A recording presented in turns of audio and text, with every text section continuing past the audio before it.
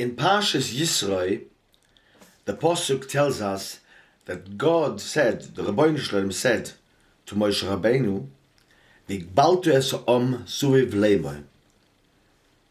Put walls, or Higbaltu means make granitzen, make boundaries for this nation. Suviv, around the mountain Leima. So, Yishomer lechem alois bahar.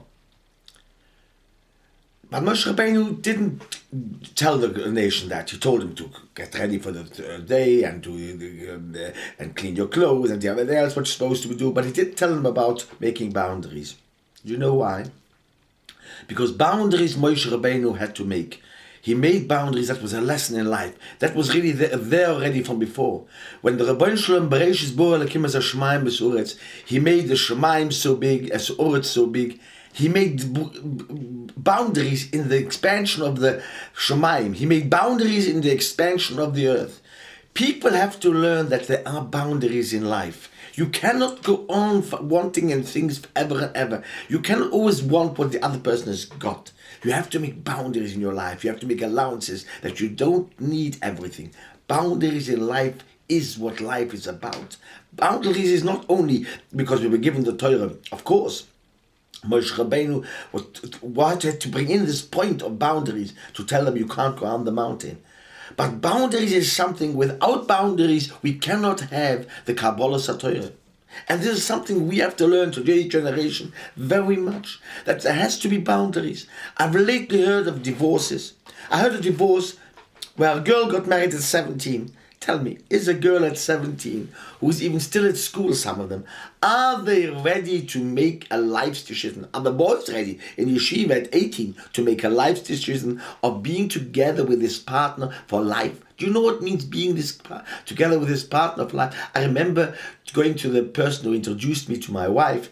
After meeting her for a few hours, I said, I like her, but how do I know I will like her in 20 years' time as well? How do I know? How can I tell it?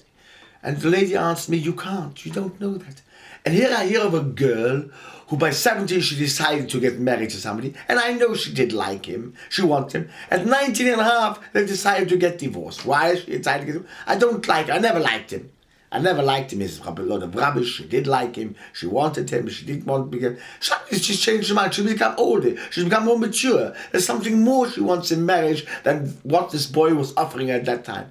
What was the hurry? God, I do not know what was the hurry of these parents to marry her. What was the hurry? Why is there such a hurry? What would be wrong if a girl will wait till about 20 and decide the decision and realize she's making a life's decision to get married to somebody, and there's ups and downs. People have children together. The children may not sometimes not be well. You have certain tests in life which everybody goes through. Every couple goes through their tests in life. And can I live through my tests in life with emunah and bitochen with this person? That's what you have to ask yourself in the question.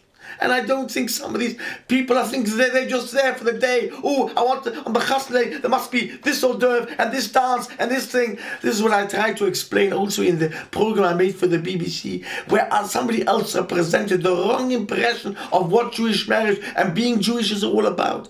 This is something what I'm trying to give over the years to people, that you have to know Balto, you have to know you've got gvulim, you've got boundaries. You cannot do everything in life. You cannot want everything in life. You cannot have everything in life. Brains, even my brains, as much as God, I'm mispal about the choin, and God gives me brains, and He gave me a mouth to talk and everything else. He made sometimes the boundaries in me which I couldn't get over, and I learned to get over. I can't go into those details now, but I learned to get over these boundaries and overcome them and live it. There's things I couldn't, but in singing, I can't sing. My son hears a song in 2 minutes flat. He's got the tune in his mind and he knows it, and he hears. I don't even understand what he's hearing, but when it comes to other things, I can understand unbelievable things which other people won't be able to understand. God has given me also boundaries. We're built in with boundaries.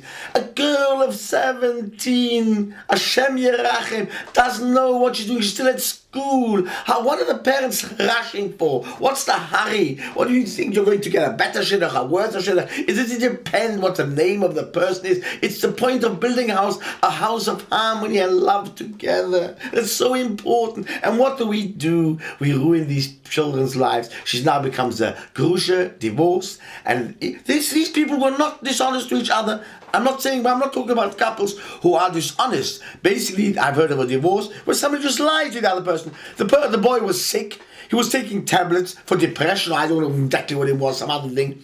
And he didn't tell the girl even he's taking them. He was told he doesn't need to tell by some rov. I'd like to know which rov this is. What do you mean doesn't need to tell? We're going to live a life together, like Ari Levine said. Unsere Fuß tut weh. Unsere Fuß, his wife's foot was hurting. So unsere Fuß, we went to the doctor, unsere Fuß, we are together, we are one. We are a unit of one. That's what the aim of life is. Whether after you've got your children leave the nest and you are together, you learn that you are one. Lebosa echad, as the Apostle says. There's so much to learn. The story was so clever and so understanding and explained us life. And we don't look into the book of life and learn how to behave to one another. It's so stupid, I can't understand it. How people can be as stupid as that, marry a child at 17. Why doesn't the child go to a test?